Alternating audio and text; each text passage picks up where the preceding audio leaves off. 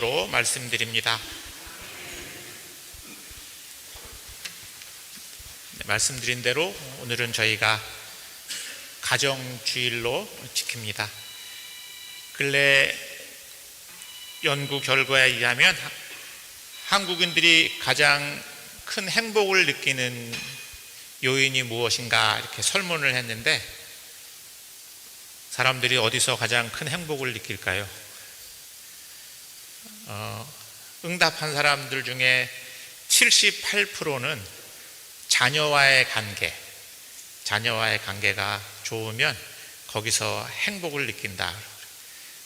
73%의 응답은 파트너, 부부와의 관계 또는 배우자, 같이 사는 사람들과의 관계에서 행복을 느낀다.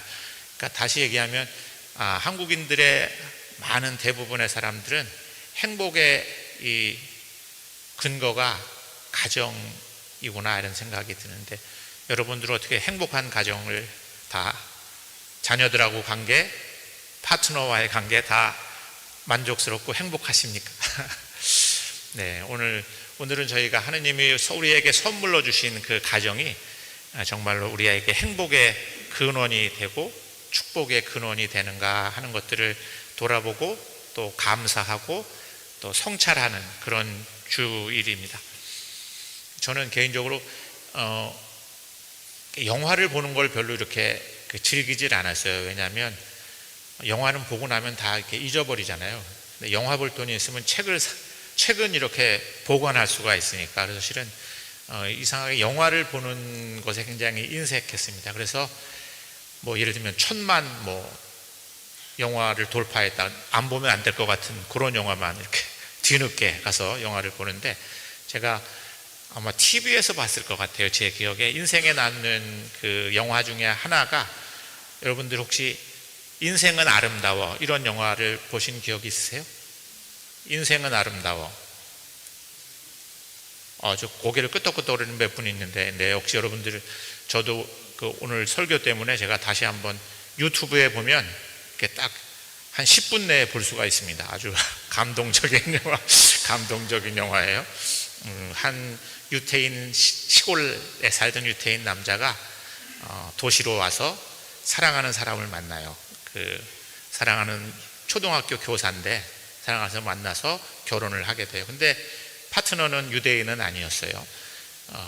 근데 2차 세계대전이 일어나고 유대인들을 이제 히틀러가 아우슈비츠로 데려가서 다 유대인들을 학살하는 그런 일들이 생기잖아요. 그래서 이 사람도 유대인이어서 아들하고 잡혀가요. 근데 아내는 유대인이 아니었기 때문에 실은 그곳으로 가지 않았어도 됐지만 가족들이 다 가니까 아내도 같이 따라가죠. 가족들과 함께 지내기 위해서. 근데 이 아빠는 자기 아이가 그 비참한 수용소의 삶을 경험하지 않도록 어떻게 이 아이가 여기서 건강하게 지낼 수 있을까? 그래서 아이에게 거짓말을, 이 수용소 생활은 우리가 게임을 하는 거야. 그래서 1000점을 따면 나중에 제일 1등에게는 탱크를 선물로 줄 거야. 그렇게 해서 너 절대로 이 수용소에서 네가 지내는 동안 네가 1등을 하려면 엄마를 찾아줘도 안 되고 배고프다고 해서도 안 되고, 그러니까 그 수용소의 생활들은 다 서로를 속이고 있는 거야. 그러니까 너 절대 난 사람 속지 말고, 엄마 찾지 말고, 배고프다고 하지 말고, 보채지 말고 거기서 잘 지내라. 그래서 결국은 이 아이는 정말로 게임을 하듯이 그 수용소 생활을 하게 됩니다. 그리고 나중에는 결국은 이 아버지는 얘기가 긴데 결국은 나중에 이제 총살을 당하게 돼요. 총살을 당하게 돼서 죽는데, 그 죽는 순간까지도 아이에게, 그렇지 영화를 본 분을 알겠지만 아이에게 막 이렇게 웃음으로 마치 연극을 하는 것처럼, 자기가 게임을 하는 것처럼 아이와 이렇게 웃으면서 작별을 하고 헤어지게 되죠. 그리고 헤어지고 난 다음에 총소리가 꽝 나고 아빠가 죽은 그 장면을 중에 이렇게 사람들한테 연상을 시키고, 그 순간에 2차 세계대전이 끝나서 연합군들이, 미군이 탱크를 몰고 들어오는데, 아이는 자기가 게임을 잘해서 이겼다고 생각하고 나중에 엄마를 만나서 엄마 우리가 이겼어 이렇게 얘기하는 그런 장면의 얘기인데, 이 영화의 이야기는 이런 내용이에요. 아무리 참혹하고 잔인한 그 수용소 안에서의 생활이지만 가족들이 서로 사랑을 하면서 그 가족의 사랑으로 수용소 안에서 지내는 그 비참한 삶을 이렇게 동화처럼 아름답게 살아가는 모습을 우리에게 보여주면서 가족이 나누는 사랑이라고 하는 것이 사람들의 삶 속에 얼마나 큰 힘과 행복의 근거가 될 수 있는가 하는 것들을 다시금 우리에게 생각하게 해줍니다. 말씀드린 대로 한국인들도 보면 우리가 행복을 느끼는 가장 중요한 근원이 가정이다 이렇게 응답한 것을 보면 가정의 소중함을 우리가 다시 한번 생각하게 됩니다. 하지만 영화처럼 우리의 가정은 그렇게 행복하지만은 않죠, 그죠? 가정이 소중하다고 하는 것은 우리 신앙에도 제가 지난해에는 여기 가정의 영성 그래서 작은 책자를 여러분들에게 나눠 드렸는데 실은 이 가정이 우리들의 신앙생활에도 정말로 중요합니다, 그죠? 근데 한국은 너무 사람들이 많은 일을 하면서 살아가니까 가정이 감당해야 되는 많은 것들을 이렇게 다른 곳에 이렇게 위임하고 살아가는 경우들이 많은 것 같아요, 그죠? 교회는 여러분들 일주일에 주일 나오는 분들은 여기서 한 2-3시간 보내잖아요. 가정은 그거에 비하면 일주일 동안 우리가 얼마나 많은 시간을 가정에서 보내겠어요? 어떤 영향을 더 많이 받겠어요? 우리가 일주일에 이렇게 한 번 와서 여기서 예배를 드리고 설교를 듣고 하는 것보다 우리의 일상에 많은 시간을 보는 가정에서 우리는 실은 더 많은 영향을 받고 살아가게 되죠. 그러니까 한 사람의 신앙에서도 가정이야말로 정말로 우리들의 신앙을 형성하는 가장 중요한 기초가 된다고 말씀드릴 수 있습니다. 작년 제가 따로 드린 자료에도 설교에서 아무리 여러분들 사랑하십시오, 서로 용서하십시오, 오늘 저희가 성경 말씀을 들었지만 교회 끝나고 집에 갔더니 엄마 아빠가 맨날 싸워, 서로 용서를 안 해. 그러면 아이가 뭘 보겠어요? 뭘 믿겠어요? 그죠? 그러니까 우리 가정이라고 하는 것이 우리들이 어려서는 아버지에 대한 이미지가 하나님에 대한 이미지를 투영하는 경우들이 많아요. 저는 가끔씩 제가 저희 가정사에 대한 이야기를 나누곤 했는데 저희 아버님은 가정에 대해서 굉장히 무심한 분이세요. 그러니까 저는 어느 순간에 제가 하나님에게 청원 기도를 안 하는 저를 하나님한테 뭘 해달라고 기도를 제가 안 하더라고요. 왜 그랬을까 이렇게 생각해 보면 저는 하느님도 어쩌면 우리 아버지처럼 이렇게 우리한테 이렇게 관심이 많지 않은 분이시다 이렇게 생각을 저도 알게 모르게 그렇게 하고 있었던 건 아닌가 이런 생각을 어느 순간에 하게 됐습니다. 그러니까 그처럼 우리가 내가 아버지에게 어머니에게 어떤 이미지를 가지고 있느냐 하는 것이 실은 어려서 우리가 하느님에 대한 이미지를 형성하는 데 큰 영향을 미치게 됩니다. 그처럼 실은 신앙에서도 우리 행복의 근원이기도 하면서 우리의 신앙의 가장 원초적인 공동체라고 말씀드릴 수 있을 것 같습니다. 그래서 오늘 저희가 들은 구약 성경에서는 이스라엘아 들어라, 그 쉐마라고 그러잖아요. 하느님께서 우리에게 무엇을 행하셨는지를 자손들에게 계속 이야기해라. 그래서 우리의 자손들이 하느님이 어떤 분이신지를 잊지 않도록 해라 이렇게 이야기하고 있습니다. 그런데 그렇게 소중한 가정은 지금 여러 측면에서 도전을 받고 위협을 받고 있습니다. 생각해 보면 말씀드렸지만 저도 실은 바로 저희 그 사택 앞에 어머니하고 함께 지내지만 바로 지근거리에 있는데 어머니를 하루에 한 번 뵙기가 쉽지가 않아요. 제 게으른 탓도 있고 뭐가 일이 생기면 계속 어머니를 만나는 일은 뒷전으로 밀려나요. 그러니까 많은 사람들이 더더군다나 이렇게 멀리 떨어져 사는 자녀들은 더 그렇죠, 그죠? 사는 게 너무 바쁘고 한국은 OECD 국가 중에서도 가장 일을 많이 하는 나라라고 그러잖아요. 그러니까 일을 많이 하니까 가정에 뭔가 시간을 내기가 참 어려운 사회 환경 속에서 우리가 살고 있다 보니까 아무래도 이렇게 가족들, 특히 이제 부모님과의 관계나 또는 자녀들과의 관계도 점점점 이렇게 소원해지기, 한 집에 살지만 한 끼도 식사를 같이 못하는 가정도 많죠. 그러니까 실은 한 집에 살긴 하지만 가족이라고, 식구라고 그러잖아요. 밥을 같이 먹지 않는 가족도 있을 수 있는 거죠. 그만큼 우리가 살아가는 사회는 이렇게 가정을 소중하게 지키기가 참 어려운 세상을 우리가 살고 있습니다. 왜 그렇게 할까요? 같이 벌지 않으면 요즘엔 못 살아요. 한 사람이 혼자 벌어서는 이렇게 생활이 안 되니까 다 맞벌이를 해야 되고, 그러다 보니까 부부도 실은 같은 시간을 보내기가 쉽지가 않죠. 그리고 경제적인 스트레스도 많고, 그러니까 요즘에는 그 결혼한 부부들이 아이를 갖는 일도 참 어렵대요. 스트레스가 굉장히 많고, 그러니까 실은 아이를 갖는 일을 굉장히 힘들어하는 부부들을 종종 주변에서 만나게 되곤 합니다. 또 혼자 사는 가정들이 점점 늘어나고 있잖아요. 저처럼 이렇게 혼자 사는 가정이 우리 전체 가구 수 중에 얼마나 되는지 아세요? 전체 가구 수 중에 31%가 혼자 사는 가구들이에요. 그거는 청년도 또 장년도 노인도 혼자 사는 가구 수들이 점점 늘어나고 있어요. 그러니까 혼자 사는 사람들이 많아지다 보니까 어떤 일이 생기겠어요? 예전에는 주변에 있는 가족들이나 친지들이 사람들을 돌봤는데, 지금은 혼자 사는 사람들끼리 뭔가 이렇게 공동체를 만들기가 어렵다 보니까 돌봄의 영역에 사각지대들이 많이 생겨요. 혼자 사는 사람들이. 그러니까 그 영역이 국가나 사회 영역으로 넘어가고, 아니면 돈을 주고 서비스를 사야 되는 이런 영역으로 넘어가다 보니까 실은 돈이 없는 사람이나 다른 사람들은 참 더 어렵고 굉장히 외롭고 고립된 삶을 살게 되죠. 뿐만 아니라 노인들만 그런 게 아니라 아이들도 그래요. 0세에서 5세까지의 아이들 중에 68%가 가정 외부에 우리가 위탁을 해서 아이를 돌보고 맡겨서 양육을 해야 되는 사회를 우리는 살고 있습니다. 그러다 보니까 실은 우리나라는 세계에서 가장 높은 노인 자살률을 기록하고 있는 나라예요. 혼자 사니까 우울하고 고립되고 이런 노인들, 어르신들의 문제가 굉장히 큰 사회 문제가 우리 안에 되고 있습니다.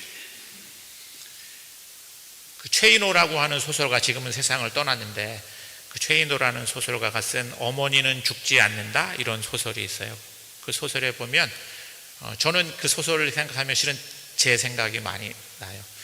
이 작가는 어머니, 그건 자전적 소설이에요. 최인호라고 하는 작가가 자기를 혼자 키우신 어머니, 정말로 산처럼 자녀들을 억척스럽게 혼자 키우시고 이렇게 양육하신 어머니가, 근데 이 작가는 어머니가 늘 부끄러웠어. 어머니가, 그러니까 학교에서 어머니를 모시고 와 그러면 어머니 어디 딴 데 갔다고 얘기하고, 왜냐면 어머니는 늘 일하면서 막 생활하니까 옷도 초라하고, 그러니까 집에 그 어머니가 학교에 오면 창피해 한 거야.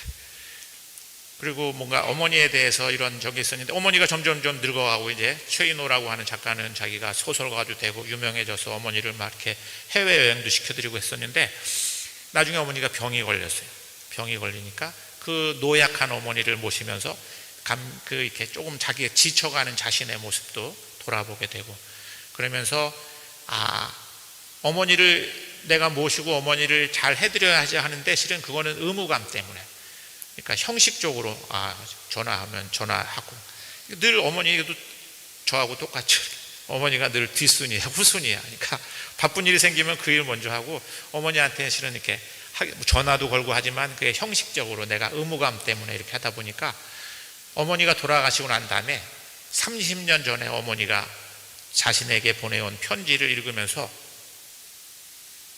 자기가 얼마나 어머니를 형식적으로 대했던가 하는 후회를 하면서, 그 편지에 있는 어머니에 대한 사랑을 생각하면서 어머니는 죽지 않았다, 내 가슴에 살아있다, 이런 고백을 하는 이제 그런 자전적인 소설 내용인데, 그 소설이 실은 드라마로도 됐어요. 근데 왜 그렇게 많은 사람들의 마음에 공명을 일으켰을까?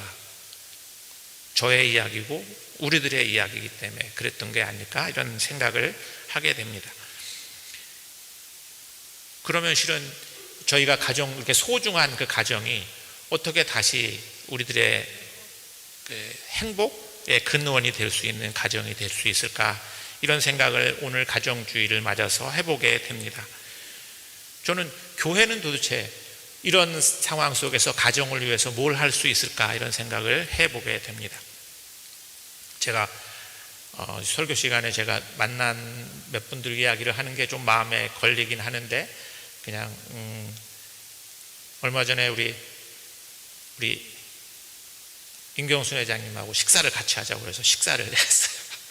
회장님 실은 성애 어머니 먼저 보내드리고 이제 혼자서 지내시잖아요. 근데 보니까 가끔 우리 미리암 어머님들이 이렇게 반찬을 해서 이렇게 나눠주신 것에 대한 고마운 마음을 전하시더라고요. 그러니까 물론 일본에 가면 자녀도 있고 하지만 실은 저 같은 막 자기 일에 바빠서 사는 자녀들보다 실은 우리 교회 안에서 오랫동안 우정을 나누고 사랑을 나눈 친구들이 더 가족 같은 관계가 될 수 있겠구나, 이런 생각이 들어요.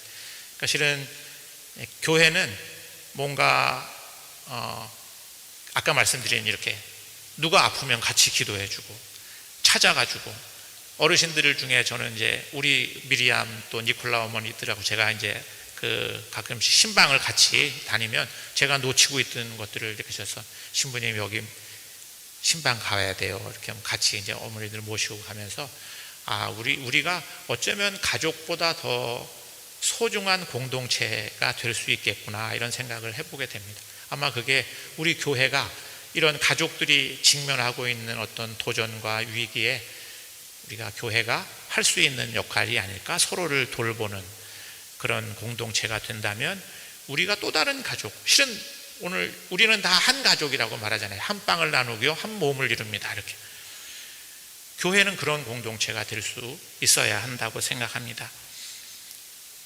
두 번째는 교회는 이 도전받는 가족들의 가정의 치유와 회복의 역할을 해줄 수 있다고 생각해요. 어제 저희는 저희 집에서 젊은 부부들 모임을 밤늦게까지 했어요. 그래서 원래 더 많이 와야 되는데 많이 못 왔는데, 이야기를 나누다가 신부님, 제가 수원교회를 오지 않았으면 우리 부부가 잘 살았을지 모르겠어요. 참 부부들이 살다 보면 서로 어려운 일들을 많이 만나게 되잖아요.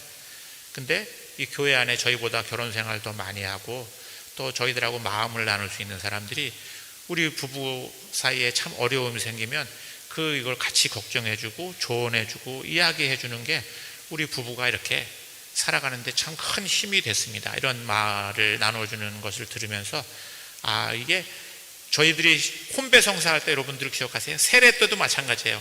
이 사람들이 한 세례 서약을 잘 지키도록 여러분들이 도와주시겠습니까? 여러분들이 뭐라고 그래요? 예, 그렇게 하겠습니다 하고 있잖아요. 똑같아요.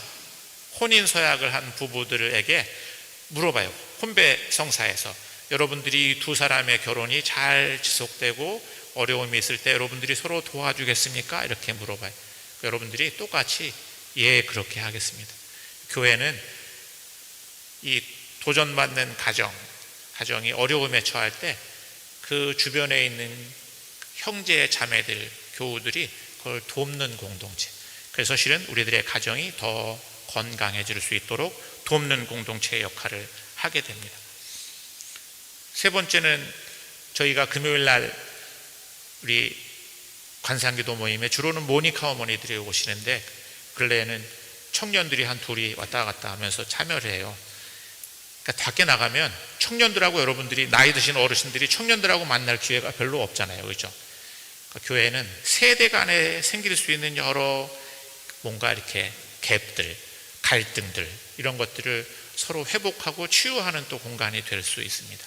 오늘도 우리 청년들이 어버이날을 맞아서 우리 어르신들한테 호떡을 구워드리겠다고 오늘 호떡을 막 굽기로 했는데, 이렇게 뭔가 우리가 다 한 피를 나눈 가족은 아니지만 이렇게 한 공동체 안에서 세대 간에 서로 교류하고 소통하는 이런 공동체가 세상에 어디 흔치 않습니다. 우리 교회는 그런 공간이 될 수가 있습니다. 또 하나, 교회는 이 세상에 고립되고 소외된 사람들을 위해서 돌보는 공동체의 역할을 할 수가 있습니다. 제가 어제 이런 얘기 했는데 우리 마르코님 가정에 아마 키르기스탄에서 살다가 이렇게 만난 가정인데 한국에 와서 결혼을 했대요. 그러니까 한국에는 아는 사람이 전혀 없죠. 한국말도 아주 서툴고 그런 모양이에요. 근데 아이를 낳아서 100일을 맞았대요. 그래서 100일 기념 100일 잔치를 해줄 사람이 없으니까 집으로 초대해서 100일 잔치를 해주는데 우리 프리스카도 같이 갔다고 들었어요. 맞아요? 우리 인도네시아에서 온 프리스카도 함께 가서 그냥 가족 그게 우리가 가족과 떨어져 있는 사람들과 우리 교회가 또 새로운 그런 가족들이 뭐 저는 마르코님 가족만이 아닐 거라고 생각하는데 우리가 그런 가족이 될 수 있어요. 또 다른 어떤 그런 가족이 될 수 있는 게 우리 교회가 할 수 있는 역할이라고 생각합니다. 마지막으로 지금은 가정이라고 하는 게 아까 말씀드렸잖아요. 예전에는 가정 그러면 엄마, 아빠, 자녀 이렇게 있어요. 근데 지금 가정은 굉장히 많은 변화를 겪어요. 아까 저 같은 혼자 사는 가정이 31%나 되니까 가정이라고 하는 것에 대해서 굉장히 다른 상상을 해야 돼요. 이제 굉장히 다양한 형태의 가정들이 많이 생기고 있어요. 교회는 그런 다양한 형태의 가정들이 제가 알기로는 안양교회 교우분 중이라고 정확하게는 아닌데 안양교회 교우분 중에 혼자 사는 여성들 2분이 따로따로 아파트를 가지고 사는 거예요. 근데 혼자 사니까 뭐 밥도 잘 안 챙겨 먹게 되고 또 외롭고 그러니까 야 우리 그냥 같이 하나 처분하고 같이 살까? 그래서 2사람이 한 아파트에 한 사람이 아파트를 처분하고 같이 살아요. 그 여성 2이 한 아파트에 살면서 같이 기도도 하고 밥도 같이 나눠 먹고 훨씬 더 사는 게 풍요롭죠. 그렇고 그것도 가정이에요. 이제 그것도 가정. 제가 작년에 여러분들한테 나눠드린 그 글은 새가정사라는 곳에서 저한테 원고를 청탁해서 쓰기 시작했는데 저한테 가정과 영성을 쓰라고 그래서 나 혼자 사는 사람인데 나는 그런 거 못 쓴다고 그랬더니 신부님이 사는 청년들하고 사는 게 또 다른 가정이라고 생각하고 쓰세요. 그래서 뭐 그럴 수도 있겠구나 하고 생각하고 그냥 글을 썼던 글인데 예를 들면 그것도 가정이죠. 새로운 형태. 그때 보면 저희가 다 청년들이 나이도 다르고 고향도 다르고 다 부모도 다르지만 우리가 한 7년을 같이 한 집에서 모여 살면서 그게 실은 하나의 가정이었어. 매일 아침에 같이 기도하고 빵 먹고 저녁에 모여서 또 밤에 같이 기도하고 밥 먹고 그렇게 사는 게 저희한테는 가정이었어요. 그러니까 실은 교회는 다양한 형태의 가정들이 생길 수 있도록 교회 자체가 또 예수님이 얘기한 대로 누가 내 어머니이고 형제냐 이렇게 말씀하셨잖아요. 하느님의 뜻을 따르는 사람이 내 형제고 내 자매고 내 어머니다 이렇게 말씀하셨죠.